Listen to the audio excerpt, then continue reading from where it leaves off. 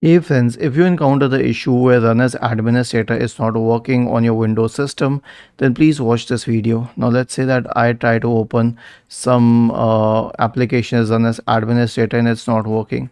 So here's the thing, you need to check user account control settings.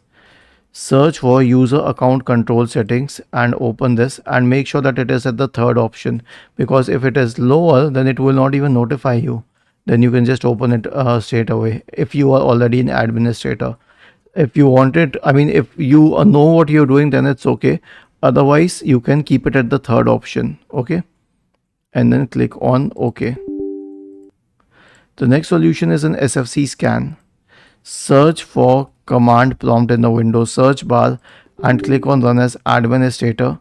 Type the command sfc /scan now and hit enter.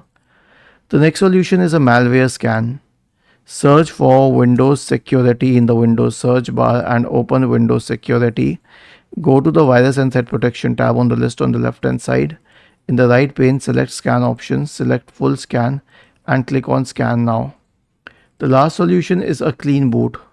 Search for System Configuration in the Windows search bar and open System Configuration. Go to the Services tab. Check the box associated with Hide All Microsoft Services.